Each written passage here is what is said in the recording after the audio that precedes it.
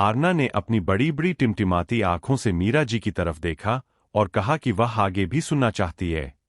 आरना के इस आग्रह पर मीरा जी फिर से एक बार गहरी सांस लेकर अपनी पुरानी यादों के उस सुनहरे दौर में खो गईं। आराधना ने उस कॉलेज के मंचले लड़के को जो जबरदस्त मजा चखाया था, उसके बाद तो बेचारी मीरा को उस पर थोड़ा तरस ही आने लगा था। खैर, कुछ ही दिनों में माहौल फिर से नॉर्मल हो गया। वक्त बीतता गया और आखिरकार मीरा की शादी के फंक्शन शुरू होने के दिन भी करीब आ गए। शादी की तैयारियां जोरों पर थीं। आज सिंघानिया मिशन में संगीत का फंक्शन था।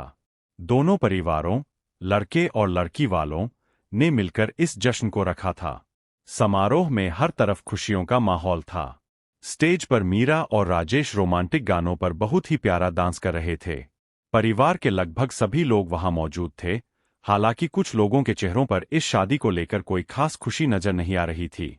डांस खत्म करने के बाद मीरा थकी हारी एक चेयर पर आकर बैठ गई। तभी आराधना हाथ में ठंडे पानी का ग्लास लिए उसके पास आई और बोली, ले पी ले, इतना नाचकर थक गई होगी ना। मीरा ने पानी का घूंट भरा और भावुक होकर कहा, यार आराधना, तू मेरी कितनी अच्छी दोस्त है।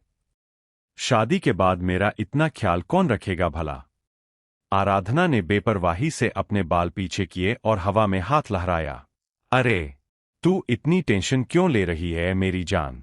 No tension when Aradhana is here. अच्छा, वो कैसे भला? मीरा ने चौंक कर पूछा। आराधना के चेहरे पर एक खुराफाती मुस्कान आई। सुना है तेरे बींद का कोई बड़ा भाई भी है। तू कहे तो शादी कर लूं उससे। फिर दोनों साथ साथ देवरानी जेठानी बनकर इस घर में खूब मस्ती करेंगे। मीरा की आंखें फटी की फटी रह गईं। क्या बात कर रही है यार? मैंने तो ऐसा सोचा ही नहीं। लेकिन मैंने उनके भाई को अभी तक देखा नहीं है। अरे वाह, उसके से उनके पर आ गई तू। बड़ी जल्दी शर्मीली दुल्हन बन गई, आराधना ने उसे टीजिंग टोन में कहा। मीरा का चेहरा शर्म से लाल पड़ गया, लेकिन उसने झट से बात संभाली। वैसे तेरी ये प्लानिंग किसी काम की नहीं है। जो हमने कॉलेज में सपने बुने थे कि दो भाई होंगे तो एक से तू और एक से मैं शादी करूंगी, वो बस बातें ही थीं। तुझे पता नहीं है कि उनके बड़े भाई किस टाइप के इंसान हैं। क्या बात कर रही है? ज्यादा खड़ूस है क्या वो? आराधना ने भौहें उचकाईं। मीरा ने चारों तरफ देखकर फुसफुसाते हुए कहा, अरे तू खड़ूस होने की बात कर रही है? जानती है उनके बारे में कितनी अफवाहें फैली हुई है। सुना है बहुत खतरनाक, गुस्सैल और न जाने कैसे इंसान है वो। आराधना ने जब मीरा के मुंह से उस बड़े भाई की ऐसी बुराई सुनी तो उसके चेहरे का रंग ही बदल गया। उसके एक्सप्रेशंस देखकर लग रहा था मानो वह अभी मीरा की अच्छे से पिटाई कर देगी। आखिर वह ऐसा क्यों सोच रही थी, यह तो आगे ही पता चलेगा।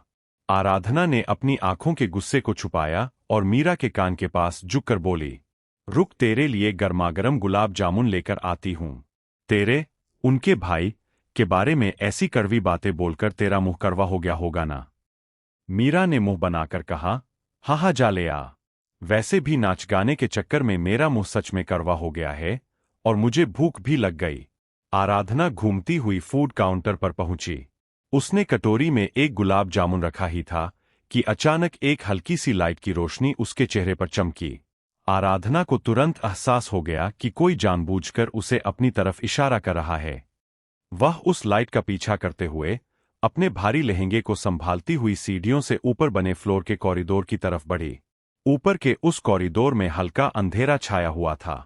आराध्या अभी आगे बढ़ ही रही थी कि अचानक अंधेरे में से एक मजबूत फौलादी हाथ बाहर निकला और झटके से उसकी कलाई पकड़कर उसे सीधे दीवार से सटा दिया।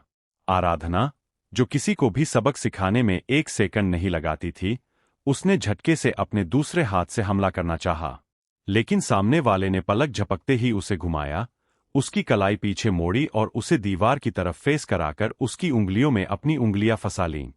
फिर एक भारी, कातिलाना और सेडक्टिव आवाज आराधना के कान के पास गूंजी, बीवी, अपनी ये फाइटिंग स्किल्स जरूरत पड़ने पर इस्तेमाल किया करो, रुद्रांश सिंघानिया पर नहीं। वह शख्स कोई और नहीं बल्कि रुद्रांश सिंघानिया था। कदकाठी में काफी लंबा चौड़ा, तीखे नैन नक्श, डार्क सम्मोहक आंखें और एक ऐसी बेखौफ शाही पर्सनालिटी जो बिना बोले ही उसके रसूख होने का ऐलान करती थी। उसने उस वक्त के हिसाब से बेहद क्लासिक 3 पीस सूट पहन रखा था। यह राजेश का बड़ा भाई था। आराधना ने उसकी मजबूत पकड़ से अपना हाथ छुड़ाने की कोशिश की और बेपरवाही से बोली, बेशक मैं ऐसा ना करूं, लेकिन आपकी यह पुरानी आदत कब छूटेगी, अचानक से इस तरह मुझे पकड़ने की। रुद्रांश ने एक ही झटके में अपनी हथेली आराधना की कमर पर रखी और उसे खींचकर सीधे अपने सीने से सटा लिया। उसकी सुलगती नजरों ने आराधना के चेहरे को घेरा और वह भारी आवाज में मुस्कुराते हुए बोला, बीवी, कंट्रोल योरसेल्फ। तुम्हारी हाथों की खुजली को खत्म करने का इंतजाम मैंने पहले ही कर रखा है। यह सुनते ही आराधना के सख्त चेहरे पर एक खूबसूरत ईविल स्माइल आ गई। वह झटके से रुद्रांश के मजबूत सीने से जा लगी। उसने अपनी आंखें उठाईं और बेहद तड़प के साथ पूछा, अंश, अंश कहाँ है? रुद्रांश ने अपनी कड़क चाल से कदम बढ़ाए और आराधना का हाथ पकड़कर उसे कॉरिडोर के कोने में बने एक कमरे में ले गया। जैसे ही वे कमरे में दाखिल हुए, आराधना के कड़क चेहरे पर बेइंतहा ममता और प्यार से भरी एक बड़ी सी स्माइल आ गई। सामने बेड पर एक बेहद प्यारा 5 साल का बच्चा अपने नन्हे हाथ सीने पर बांधे एटीट्यूड में मुंह फुलाकर बैठा हुआ था।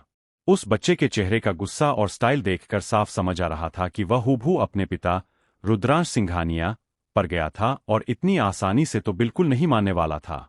आराधना तड़पकर बेड के पास आई और जैसे ही अपने नन्हे बच्चे को गले लगाने लगी, अंश ने झटके से अपना नन्हा हाथ सामने किया और गुस्से में चिल्लाया, मैं आपसे बहुत गुस्सा हूं, मुझसे बात मत कीजिए।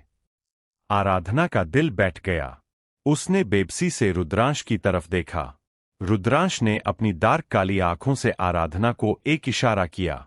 आराधना ने अपने आंसू दबाए और प्यार से फुसफुसाकर बोली, अंश, मम्मा अब आपके साथ ढेर सारा टाइम स्पेंड करेंगी, ठीक है ना बेटा? बोलो।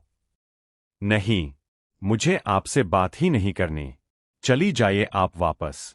छोटे अंश ने मुंह दूसरी तरफ फेर लिया।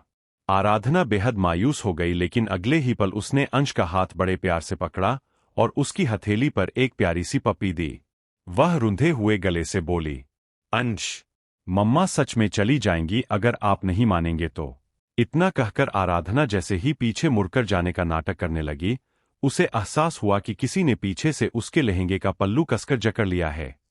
उसने मुड़कर देखा, अंश ने उसके दुपट्टे को अपने छोटे छोटे हाथों में भींच रखा था।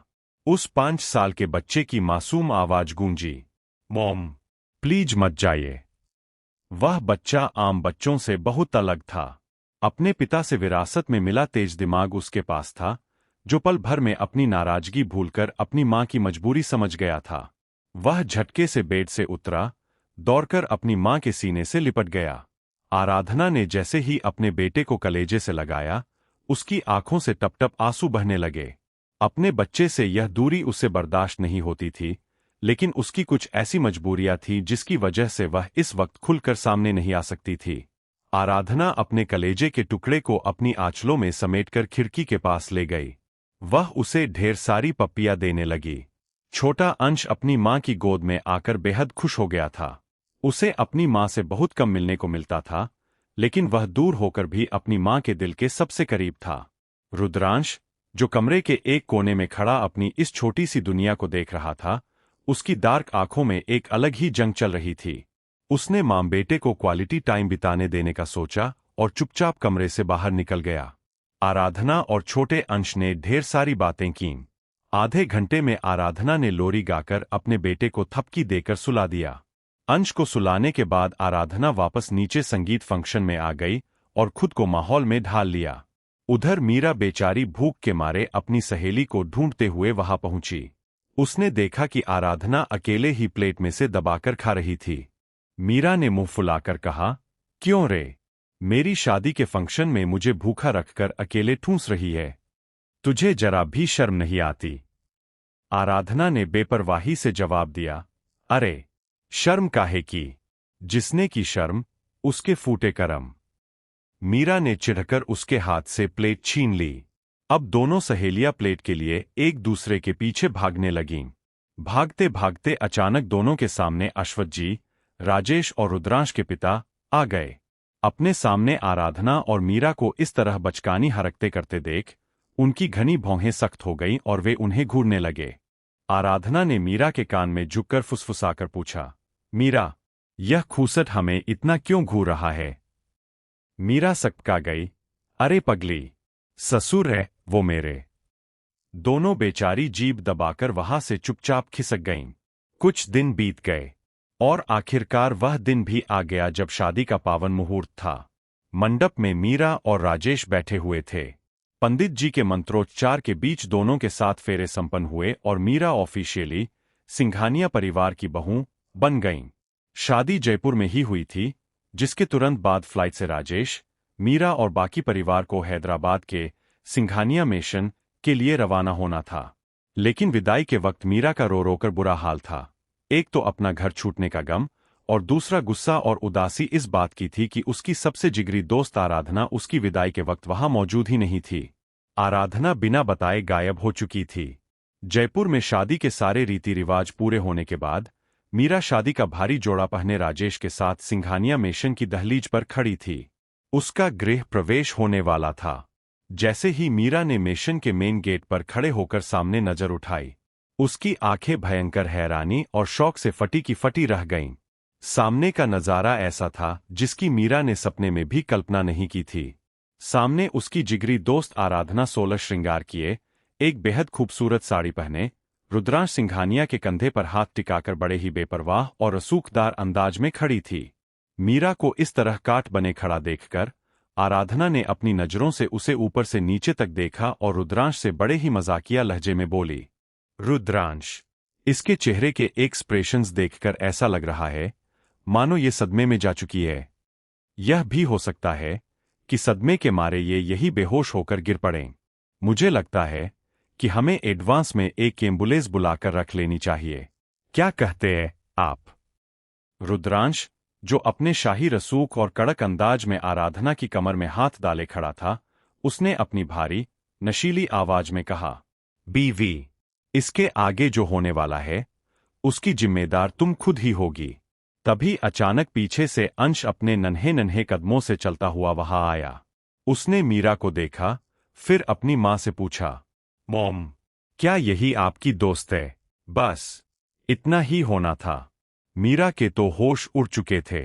वह जैसे ही गुस्से में अपने कदम अंदर रखने ही वाली थी कि आराधना ने चुटकी बजाते हुए मीरा से कहा, अरे रे देवरानी जी, जरा वेट कीजिए, बाकी बातें बाद में होती रहेंगी, पहले आपका गृह प्रवेश तो हो जाए।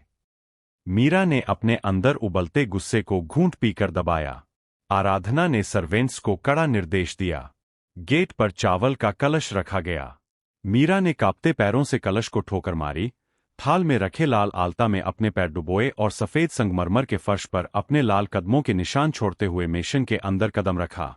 जैसे ही गृह प्रवेश की रस्म खत्म हुई, मीरा ने न आव देखा न ताव। वह सारे नियम कायदे और दुल्हन का संकोच भूलकर सीधे आराधना को पीटने के लिए पूरे मिशन में यहां से वहां दौड़ने लगी। राजेश और रुद्रांश अपने हाथ जेब में डाले वहां खड़े बस अपनी अपनी बीवियों की यह ऐतिहासिक भागदौड़ देख रहे थे। आराधना हंसते हंसते हाफती हुई एक पिलर के पीछे रुकी और चिल्लाई, अरे मीरा यार, मैं तो तुझे सरप्राइज देने का सोच रही थी, तू इतनी हाइपर क्यों हो रही है? मीरा उसके पीछे लपकते हुए चिल्लाई, तुझ जैसी कुत्ती, कमीनी, साली ने इतना बड़ा सच मुझसे छुपाया और कह रही है सरप्राइज।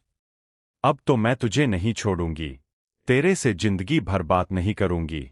कमीनी, तेरी शादी हो चुकी है और तेरा एक बच्चा भी है। ओ माय गॉड, इतना बड़ा सच। तू रुक, आज तो मैं तुझे जिंदा नहीं छोड़ूंगी। दोनों की इस भागदौड़ से पूरा मिशन खिलखिला रहा था। घर के बाकी रिश्तेदार फंक्शन खत्म करके अपने अपने घर जा चुके थे।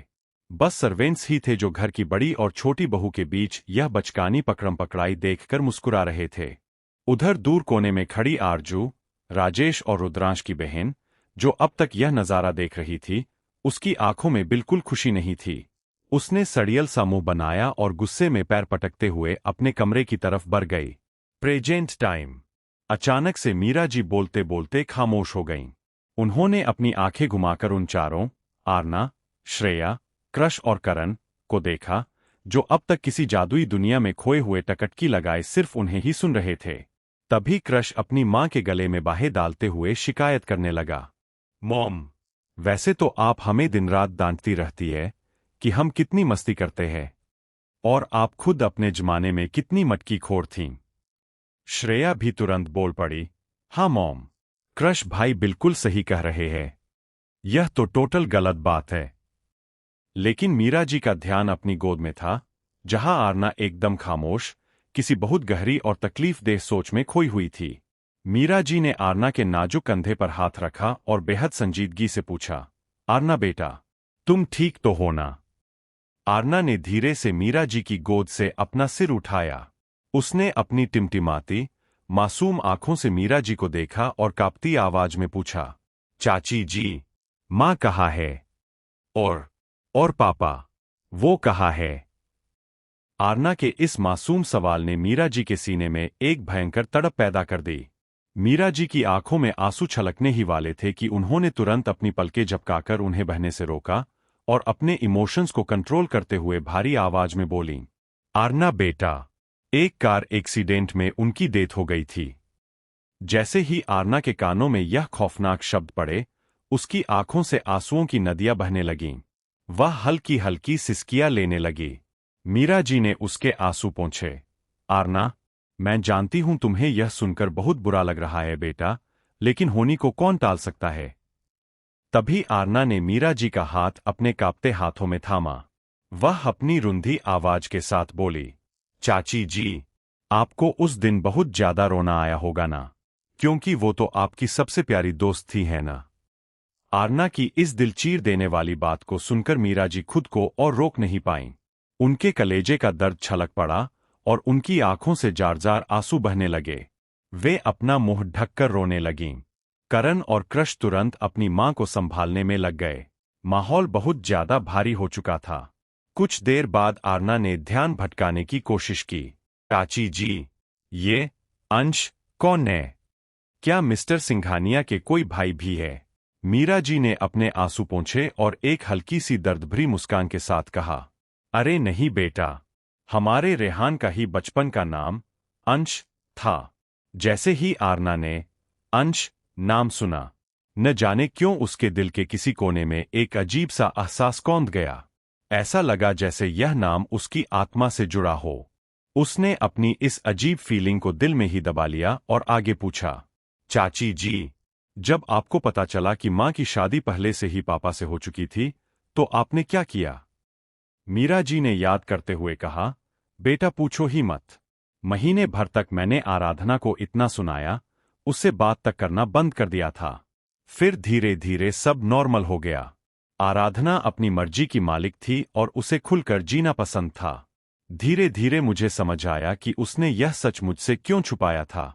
बेटा, जैसे रेहान तुम्हें दुनिया की बुरी नजरों से छुपा कर रखता है ना, ठीक वैसे ही जेठ जी भी आराधना को दुनिया की नजरों से बचा कर रखते थे।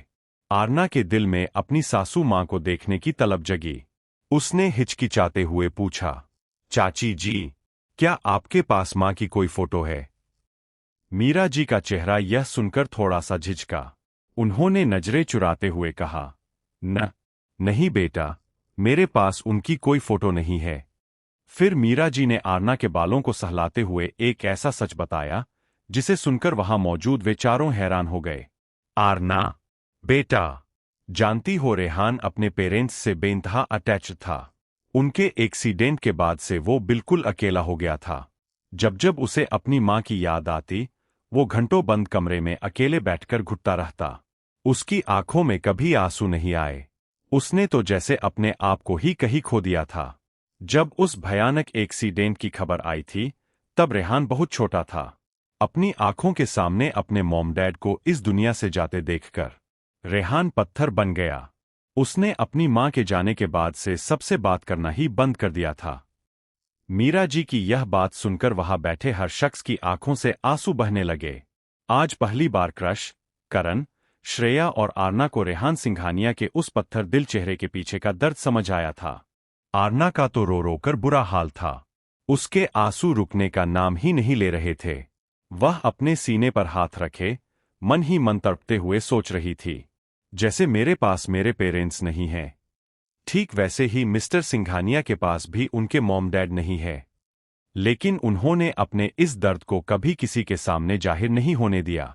कितने अलग और कितने मजबूत इंसान हैं मिस्टर सिंघानिया। कितना अकेलापन सहा है उन्होंने। मीरा जी ने आगे रुंधे गले से बताया। उस हादसे के बाद से रेहान की रात की नींदें गायब हो गईं। उसे आसानी से नींद ही नहीं आती थी। अपनी उस तड़प से बचने के लिए उसने खुद को दिन रात काम के जुनून में डुबो लिया। होलिका दहन की शांत होती आग के पास बैठा यह परिवार इस वक्त एक दूसरे के आंसू पोंछ रहा था। आरना की आंखों के सामने बार बार रेहान का वो कड़क, सुलगता और गंभीर चेहरा आ रहा था। अब उसे समझ आ रहा था कि रेहान उसे लेकर इतना पसेसिव क्यों रहता है, क्योंकि उसने अपनी जिंदगी में अपने सबसे प्यारे रिश्तों को खोने का वो दर्द सहा था, और अब वह अपनी वाइफी आरना को किसी भी कीमत पर खोने का जोखिम नहीं उठा सकता था। मीरा जी ने कुछ देर में माहौल को पूरी तरह नॉर्मल कर दिया था। अब सब लोग डिनर करने के लिए डाइनिंग हॉल की तरफ बढ़ रहे थे। क्रश, करण, श्रेया और आरना आगे आगे अंदर जा रहे थे, जबकि पीछे खड़ी मीरा जी उन्हें जाते हुए देखकर मन ही मन घुटते हुए बुदबुदा रही थीं। माफ करना बच्चों, अगर मेरे एक झूठ बोलने से सब कुछ ठीक रहता है, तो मैं ऐसे 100 झूठ बोलने के लिए तैयार हूं। डिनर खत्म होने के बाद सब अपने अपने कमरों में चले गए। आरना अपने मास्टर बेडरूम में आई और सीधे बेड पर लेट गई। बेड पर लेटते ही उसकी बंद आंखों के सामने मिस्टर सिंघानिया यानी रेहान का वही सख्त, कातिलाना चेहरा आ गया। अब उसे रेहान के लिए अंदर से बहुत बुरा लग रहा था। आरना का दिल तो पहले से ही बहुत नाजुक और मोम जैसा था, इसलिए वह काफी इमोशनल हो गई थी। तभी उसके खुराफाती दिमाग में एक ख्याल आया। वह उठी और सीधे शावर लेने चली गई। कुछ ही देर में जब वह बाहर आई, तो पूरे बेडरूम में उसकी भीनी भीनी खुशबू फैल गई थी। आरना ने अपने गीले बालों को हेयर ड्रायर से जल्दी से सुखा लिया। उसने अपनी कलाई में हरी हरी कांच की चूड़ियां पहनी, जिनकी खनक पूरे शांत कमरे में गूंज रही थी। आज उसने एक बेहद खूबसूरत फ्लोरल प्रिंटेड साड़ी पहनी थी, जिसमें उसकी गोरी, सुराहीदार कमर साफ नजर आ रही थी। उसके प्रिंसकट ब्लाउज की डोरियों को उसने जैसे तैसे पीछे बांध दिया था और अपने लंबे, घने रेशमी बालों को आजाद खुला छोड़ दिया था। रात के करीब 12:30 बजने को आए थे। आरना जानती थी कि रेहान अक्सर लेट आता है, लेकिन उसने पहले ही उसे मैसेज करके पूछ लिया था कि वह कब तक आएगा। रेहान का रिप्लाई बस इतना ही आया था, आफ्टर मिडनाइट। रेहान ने आरना को सो जाने के लिए कहा था, लेकिन आरना कहाँ मानने वाली थी। कल अपनी पहली होली को लेकर उसके अंदर एक अलग ही एक्साइटमेंट थी। वह रेहान के इंतजार में बालकनी की रेलिंग से टिककर खड़ी हो गई। बालकनी में खड़े खड़े आरना ने अनायास ही अपनी आंखें बंद कर लीं। न जाने क्यों, उसके दिमाग में अनजाने में ही आराधना की एक इमेजिनेशन बनने लगी, जैसे उसका अपना सबकॉन्शियस माइंड आराधना की तस्वीर को खुद ब खुद क्रिएट कर रहा हो। उस इमेजिनेशन में आराधना अंश के सिर पर हाथ फेरकर लोरी सुना रही थी। आरना की बंद आंखों में अचानक उसके होठों से बेहद मदहोश कर देने वाली आवाज में लोरी के बोल फूट पड़े। जब सर पे हाथ फेरे, मैं समझू हुआ सबेरा, तेरी थपकी माँ बताए, चल सो जा हुआ अंधेरा। जब सर पे हाथ फेरे, मैं समझू हुआ सबेरा, तेरी थपकी माँ बताए, चल सो जा हुआ अंधेरा। तेरी उंगली मेरी राहें, मेरा घर है तेरी बाहें, तेरी गोद में मेरी दुनिया, तेरा आंचल आसमां, ओ मेरी माँ, ओ मेरी माँ। जैसे जैसे बंद आंखों से वह यह लोरी गुनगुना रही थी, अचानक उसने अपनी आंखें खोलीं। उसका सिर अचानक हल्का सा चकराने लगा। उसने झटके से अपने माथे पर हाथ रखा। उसकी आंखें बंद होने ही वाली थीं कि तभी पीछे खड़ा एक शख्स, जो वॉशरूम की तरफ जा रहा था, इस लोरी की गूंज सुनते ही उसके कदम वहीं के वहीं जम गए थे। वह शख्स कोई और नहीं, रेहान सिंघानिया था। जैसे ही वह बालकनी में आया, आरना को यह लोरी गाते देखकर कुछ पलों के लिए उस आवाज में पूरी तरह खोसा गया था। लेकिन जैसे ही आरना रुकी और उसका सिर चकराया, रेहान को कुछ गड़बड़ महसूस हुई। वह बिना एक पल गवाए झटके से आगे बढ़कर आरना के पीछे खड़ा हो गया। आरना चक्कर खाकर गिरने ही वाली थी कि पीछे से सीधे रेहान के चौड़े, फौलादी सीने से जा लगी। बिना देखे ही रेहान का टच महसूस होते ही आरना ने खुद को संभाला। रेहान ने झटके से उसे पलटा। उसने आरना की बैग को रेलिंग की तरफ किया और उसे अपनी बाहों के कड़े घेरे में लेते हुए भयंकर कड़क आवाज में पूछा, किसने कहा था तुमसे यह लोरी गाने के लिए? रेहान की आंखों में अचानक आई उस बर्फीली करवाहट और सख्ती को देखकर आरना बुरी तरह से हिम गई। उसने तुरंत अपनी पलकें झुका लीं। रेहान ने अपनी आंखें कसकर बंद कीं।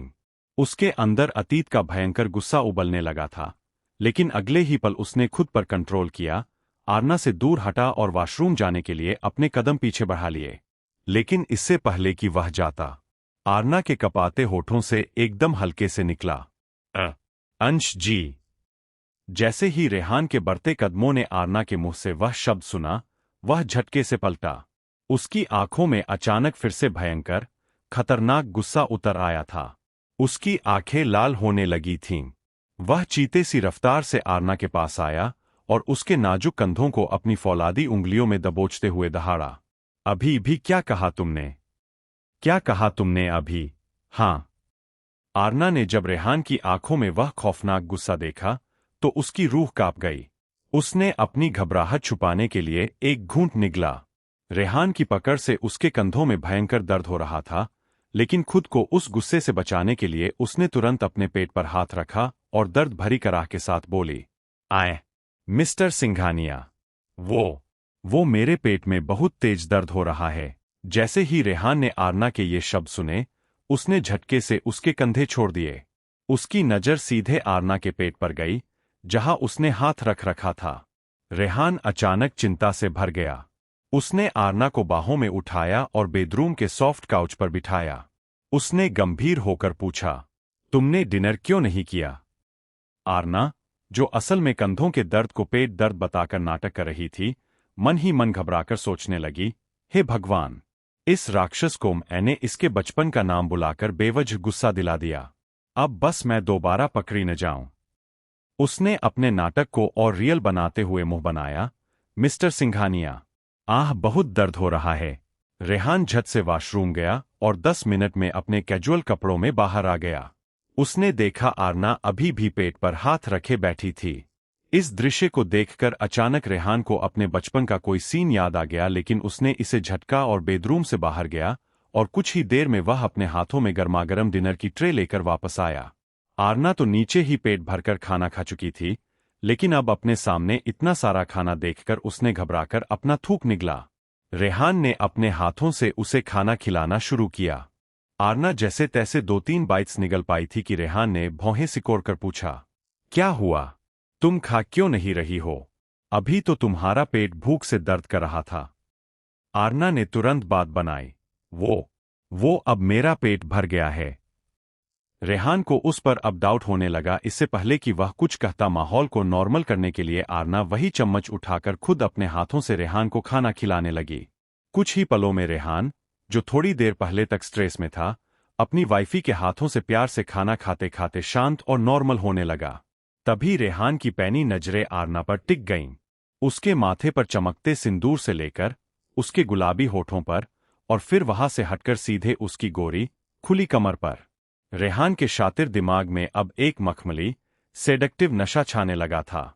उसने झटके से आरना की कमर में अपनी गर्म हथेली डाली और उसके ऊपर थोड़ा सा झुककर फुसफुसाया, वाइफी, ये सब क्या है? आरना सकपका गई। क्या मिस्टर सिंघानिया? रेहान ने हल्की आवाज में कहा, यह चूड़ियां। और क्या मिस्टर सिंघानिया? आरना ने अपनी टिमटिमाती आंखों से पूछा। आरना कब से यही तो चाह रही थी।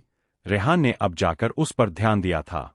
रेहान ने एक कातिलाना, तिरछी मुस्कान दी, अभी बताता हूं। वह झटके से काउच से खड़ा हुआ। उसने आरना को देखते हुए अपनी शर्ट के बटन्स बेहद सेडक्टिव अंदाज में खोलना शुरू कर दिया। इस बीच उसकी नजरें आरना के बदलते हुए शर्माते एक्सप्रेशंस पर ही थीं। रेहान ने अपनी शर्ट निकालकर बेपरवाही से दूर फेंक दी। आरना जैसे ही उसके इस अपर नेकेड सीने को देखकर वहां से भागने को हुई, रेहान ने झटके से उसकी नाजुक कलाई पकड़ी और उसे पीछे से अपनी बाहों के फौलादी घेरे में भर लिया। रेहान की एक गर्म हथेली आरना के पेट पर थी, जिस पर आरना ने अपना हाथ रख रखा था, और रेहान का दाया हाथ आरना के चूड़ियों से भरे दाएं हाथ को हवा में थोड़ा ऊपर उठाकर उसकी खनकती चूड़ियों को बेहद नशीले अंदाज में सहला रहा था। आरना रेहान की इस बेपनाह नजदीकी से पूरी तरह सिहर उठने लगी। उसने मदहोशी में लंबी लंबी सांसें लेते हुए कहा, मिस्टर सिंघानिया, आप यह क्या कर रहे हैं? रेहान के खुले, तपते हुए मस्कुलर जिस्म की गर्माहट आरना को अपनी बैक पर साफ महसूस हो रही थी। तभी रेहान ने उसके चूड़ियों वाले हाथ को सहलाते हुए ही पीछे से हल्का सा झुककर उसके गोरे गाल पर एक किस कर दिया। आरना रेहान के इस अचानक किस से शर्म से लाल पड़ गई। रेहान ने अब आरना की पतली कमर पर अपनी उंगलियों से बेहद नशीला टच करना शुरू किया। उसकी कमर इतनी सॉफ्ट थी कि रेहान को उसे टच करना बेइंतहा पसंद था। उसने आरना के कंधे पर भी अपने होंठ टिका दिए। आरना के पेट और सीने में एक अजीब सी मीठी गुदगुदी होने लगी। रेहान के करीब आने से उसका चेहरा फिर से खिल उठा था। अगले ही पल रेहान ने झटके से आरना को अपनी बाहों में उठाया और किंग साइज बेड के पास ले आया। आरना ने शर्म के मारे अपना पूरा चेहरा रेहान की चौड़ी, मस्कुलर चेस्ट में छुपा रखा था। रेहान ने आरना को बेड पर लिटाया और अगले ही पल उसने कमरे की लाइट ऑफ कर दी। कमरे में अंधेरा होते ही आरना हल्की सी घबरा गई। तभी रेहान की नशीली आवाज गूंजी, शह, वाइफी, तुमने तो कहा था तुम्हें डर नहीं लगता। सो वोट, तुम झूठ बोल रही थी। तभी आरना झिझकते हुए बोली, नहीं, मुझे अब अंधेरे से डर नहीं लगता मिस्टर सिंघानिया। आरना ने अपनी आंखें कसकर बंद कर लीं, मानो उस अंधेरे का सामना करने के लिए खुद को रेडी कर रही हो। इस बीच रेहान ने उसके हाथों की चुड़िया निकल दी थी। तभी आरना को एहसास हुआ कि रेहान ने उसे झटके से पलट दिया है। रेहान ने आरना के ब्लाउज की डोरी खोली और उसकी बैक पर अपने ठंडे गर्म होठों से पैशनेट किस करने लगा। आरना के मुंह से हल्की हल्की आहें निकलने लगीं। रेहान ने धीरे धीरे उसकी साड़ी का पल्लू साइड किया और उसे फिर से चूमना शुरू किया। कुछ ही देर में उसने आरना का ब्लाउज और उसकी ब्रा भी निकालकर फेंक दी। अब आरना अपर नेकेड होकर उसके नीचे थी। रेहान ने अपने हाथों की उंगलियों से आरना के बड़े और सॉफ्ट उभारों को सहलाया। उसे आरना के ये खूबसूरत उभार भी बहुत पसंद थे। अगले ही पल रेहान आरना के कान के बिल्कुल पास झुककर अपनी भारी, इंटेंस आवाज में फुसफुसाया, wifey, I want to sleep on this soft pillows. Aarna उसके मुंह से यह बात सुनकर पूरी तरह हैरान रह गई। उसके मुंह से एक शब्द भी नहीं निकला। शर्म के मारे तो वह पानी पानी हो गई। अगले ही पल रेहान ने अपना सिर सीधे आरना के उन दोनों मखमली, नर्म उभारों के बीचों बीच रख दिया। उसने आरना की नाजुक कमर को अपने हाथ के घेरे में कसकर पकड़ा और अपनी आंखें बंद कर लीं। आरना, जो रेहान के इस तरह अचानक चिपकने से नीचे से पूरी तरह वेट हो चुकी थी, उसे अब जाकर थोड़ी राहत मिली। उसे लगा था कि रेहान फिर से उसके साथ इंटीमेट होना चाहता है। तभी रेहान की बंद आंखों से ही एक भारी आवाज आई, वाइफी, डोंट डू दिस, वरना मैं वही करूंगा जो तुम अभी अभी सोच रही थीं। आरना यह सुनकर दोहरी तरह से हैरान रह गई। एक तो रेहान उसे क्या करने से मना कर रहा था और दूसरा रेहान को कैसे पता चला कि वह क्या सोच रही थी। अब उसे कौन समझाए कि आरना के तेजी से ऊपर नीचे होते सीने की धड़कन से रेहान खुद आउट ऑफ कंट्रोल होने लगता था। रेहान असल में अपने दिल में अचानक आए उस लोरी वाले स्ट्रेस को पूरी तरह खत्म करना चाहता था, जिसे खत्म करने के लिए उसे केवल आरना की जिस्मानी और रूहानी गर्माहट की जरूरत थी। आरना के इतने करीब आकर ही वह अपनी रातों की नींद पूरी कर सकता था। कुछ ही देर बाद आरना को एहसास हुआ कि रेहान की गर्म गर्म सांसें उसके सीने के नीचे चल रही थीं। रेहान उस जैसी नाजुक लड़की के शरीर के लिए काफी भारी था, लेकिन अपने पति का इतना वजन तो आरना सही सकती थी। तभी आरना को मीरा जी की कही बातें याद आईं कि रेहान की रात की नींदें सालों पहले एक्सीडेंट के बाद गायब हो चुकी थीं। आरना ने अपने होठों पर एक बेइंतहा खूबसूरत, खिली हुई मुस्कान लाते हुए मन ही मन बहुत प्यार से कहा, मिस्टर सिंघानिया, अगर आपकी सालों से खोई हुई नींद इस तरह मेरे सीने पर सिर रखकर पूरी होती है, तो मैं आपको हमेशा इस तरह अपने पास सुलाने के लिए तैयार हूं। आरना ने बड़े प्यार से अपने दोनों हाथ रेहान के बिखरे बालों में फेरे और अपने पति को अपने सीने से भींचकर खुद भी एक सुकून भरी नींद के आगोश में समा गई। जहां एक तरफ रेहान और आरना एक दूसरे की बाहों में बेफिक्र होकर सुकून की नींद सो रहे थे, वहीं दूसरी तरफ अंधेरे के पीछे छिपा एक नकाबपोश शख्स उनकी इस हंसती खेलती खुशहाली को तबाह करने के लिए पहले ही अपना खौफनाक जाल बिछा चुका था। रात के लगभग 2:30 के आसपास सिंघानिया मेशन के विशाल पोर्टिको और पोर्च एरिया में हल्की सी हलचल होने लगी। चेहरे पर काले कपड़े बांधे कुछ संदिग्ध आदमी बड़े शातिराना अंदाज में मेशन की एक आधी खुली खिड़की से अंदर दाखिल हुए। एक हट्टा-कट्टा आदमी, जिसके हाथ में एक संदेहास्पद ब्लैक पैकेट था, वह पीछे वाले आदमियों को अंदर आने का इशारा कर रहा था। वे बहुत ही सतर्कता से अपने काम को अंजाम दे रहे थे, लेकिन तभी उनमें से एक आदमी का पैर अचानक ग्राउंड पर लगी फैंसी लाइटिंग वायर्स में बुरी तरह उलझ गया। लाइटिंग की एक लड़ी में खींचतान हुई और हल्की सी सरसराहट की आवाज उठी। वह आदमी घबरा गया और जैसे तैसे पसीने पसीने होकर अपना पैर वहां से छुड़ाने में कामयाब हुआ। कुछ ही देर में वे सभी आदमी अपना काम पूरा करके, बिना किसी की नजर में आए, चुपचाप अंधेरे का फायदा उठाकर मेशन से बाहर निकल गए। रात बीत गई और सुबह की पहली किरण के साथ ही हैदराबाद में रंगों का पावन त्योहार होली पूरे जोरों शोरों से शुरू हो चुका था। सिंघानिया मेशन के विशाल लॉन में आज एक अलग ही ग्रैंड नजारा देखने को मिल रहा था। शहर के कई जाने माने मेहमानों और रिश्तेदारों की आवाजाही शुरू हो चुकी थी। पूरे लॉन में रंग बिरंगे ऑर्गेनिक गुलाल, ताजे फूलों की पंखुड़ियों की टोकरियां, ठंडाई के काउंटर और ढोलताशों की गूंज से माहौल पूरी तरह से मस्ती में डूब चुका था। करण, क्रश और श्रेया अपने दोस्तों के साथ लॉन में एक दूसरे को गुलाल लगाते हुए जमकर मस्ती और हुड़दंग मचा रहे थे। उधर ऊपर अपने बेडरूम में आरना ड्रेसिंग टेबल के बड़े से आईने के सामने सफेद रंग के बेहद खूबसूरत लहंगे में खड़ी होकर तैयार हो रही थी। उसके चेहरे पर एक अलग ही नूर और चमक थी, लेकिन इस वक्त उसके दिमाग में कुछ बहुत ही खुराफाती और बचकाना चल रहा था। उसके मन में बार बार यही सवाल घूम रहा था कि मिस्टर सिंघानिया को रंग लगाऊं या ना लगाओ। तभी आरना का फोन रिंग हुआ। उसने देखा तो श्रेया का कॉल था। श्रेया नीचे से चिल्लाकर उसे जल्दी से होली खेलने के लिए बुला रही थी। कुछ ही देर में आरना लहंगे का पल्लू संभालती हुई नीचे मेशन के मेन हॉल में आ गई। जैसे ही वह नीचे पहुंची, करण अपनी दोनों मुट्ठियों में भरकर ढेर सारा पक्का लाल गुलाल लिए मुस्कुराते हुए उसके सामने आ खड़ा हुआ।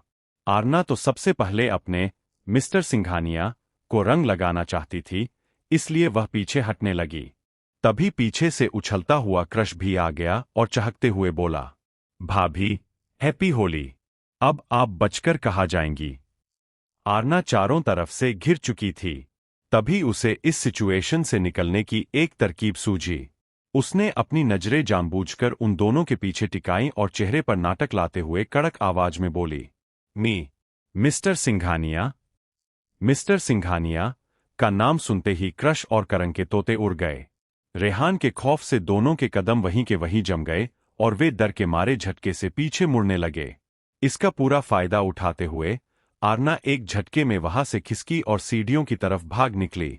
करण और क्रश को जब समझ आया कि उनके साथ पोपट हो गया है, तो वे चिल्लाए, भाभी, यह तो चीटिंग है। गलत बात है। आपको हमारे हाथ से थोड़ा सा रंग तो लगवाना ही पड़ेगा। चलिए अब नीचे आइए। वे दोनों जानबूझकर सीढ़ियों के ऊपर नहीं आ रहे थे। आरना सीढ़ियों के बीच में खड़ी होकर चिढ़ाने वाले अंदाज में मुस्कुराती हुई बोली, करण भैया आइए ना, ऊपर आ जाइए।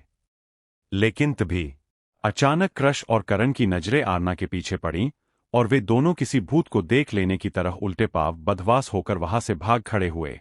आरना ने उनकी इस तरह अचानक भागने की हरकत देखी तो हंसते हुए बुदबुदाई, ये क्रश और करण भैया तो ऐसे भागे जैसे इन्होंने सचमुच मेरे पीछे मिस्टर सिंघानिया को देख लिया हो। आरना इतना कहकर जैसे ही पीछे मुड़ी, उसकी आंखें फटी की फटी रह गईं।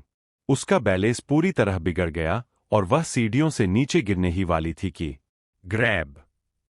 एक मजबूत हाथ ने हवा में ही उसकी नाजुक कलाई को थाम लिया। सामने सचमुच रेहान सिंघानिया खड़ा था, जो अभी अभी अपने स्टडी रूम से बाहर आया था। रेहान ने जब सीढ़ियों पर आरना को इस तरह करण और क्रश के साथ बचकानी मस्ती करते देखा था, तो उसकी घनी भौहें खिंचकर सख्त हो गई थीं। वह बिल्कुल एक पत्थर के बुत की तरह कड़क खड़ा था, जबकि आरना डर के मारे थरथर कांप रही थी। हालांकि उसे पूरा यकीन था कि रेहान उसे गिरने नहीं देगा। तभी आरना को महसूस हुआ कि रेहान उसकी कलाई से अपनी पकड़ ढीली कर रहा है।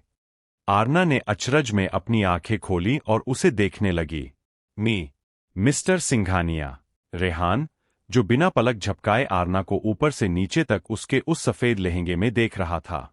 उसके दिमाग में कुछ और ही प्लान चल रहा था। उसने एक झटके में आरना को अपनी तरफ खींचा और उसे सीधे अपने सीने से सटा लिया। फिर उसके कान के बिल्कुल पास झुककर अपनी भारी, नशीली आवाज में फुसफुसाया, वाइफी, तुम्हें गिरने का काफी शौक है ना? आज तुम्हारी यह विश मैं खुद पूरी कर दूंगा। आरना की आंखें हैरानी से बड़ी बड़ी हो गईं। अरे नहीं मिस्टर सिंघानिया, आप गलत समझ रहे हैं। मैं तो। कीप क्वाइट वाइफी, मुझे तुम्हारी कोई सफाई नहीं सुननी। रेहान ने आरना की एक न सुनी। वह उसे अपनी बाहों में होल्ड किए हुए सीधे मेशन की प्राइवेट लिफ्ट की तरफ ले आया। लिफ्ट से सीधे नीचे बैक पोर्च में पहुंचकर उसने आरना को अपनी मर्सिडीज की फ्रंट सीट पर बिठाया और कार स्टार्ट कर दी। मेशन के पिछले रास्ते में कोई नहीं था, जबकि आगे वाले रास्ते में ढेर सारे मेहमान और होली का शोर था। रेहान को भीड़-भाड़ और शोर शराबा बिल्कुल पसंद नहीं था। उसे होली और होली के केमिकल वाले रंगों से सख्त नफरत थी। वह अपनी वाइफी की नाजुक स्किन पर कोई भी नुकसान पहुंचाने वाला रिएक्शन नहीं होने देना चाहता था, इसलिए वह आरना को उन रंगों और भीड़ से दूर ले जा रहा था। कार में बैठी आरना लगातार रेहान को एकटक घूरे जा रही थी। वह मन ही मन सोच रही थी, हे भगवान, यह राक्षस सचमुच मुझे उस दिन की तरह कोई झटका देकर किसी खाई में तो नहीं गिराने वाला। लगभग आधे घंटे की ड्राइविंग के बाद रेहान ने अपनी कार को एक पार्क के प्राइवेट पार्किंग एरिया में पार्क कर दिया। रेहान आरना का हाथ पकड़कर बाहर आया। यह एक नॉर्मल पार्क नहीं था, बल्कि शहर का सबसे बड़ा और मॉडर्न स्पोर्ट्स एवं एडवेंचर जोन था, जिसे रेहान ने आज पूरे दिन के लिए सिर्फ और सिर्फ आरना के लिए बुक कर रखा था। रेहान आरना के साथ चलते चलते एक बहुत ही ऊंचे जंप टावर के प्लेटफॉर्म पर आ गया। आरना ने जब उस ऊंचे टावर से नीचे का नजारा देखा तो उसके होश उड़ गए। नीचे चारों तरफ रंग बिरंगे विशालकाय फोम पिट्स और हजारों स्पंज वाले ट्रैम्पोलिन बिछे हुए थे। आरना अभी उस खूबसूरत नजारे को देख ही रही थी कि अचानक रेहान ने आरना को उस ऊंचे टावर से सीधे नीचे की तरफ धक्का दे दिया। आह! आरना की चीख अभी हवा में ही गूंज रही थी कि अगले ही पल रेहान ने खुद भी छलांग लगा दी और फ्री फॉल करते हुए हवा में ही आरना को अपनी बाहों के घेरे में कस लिया।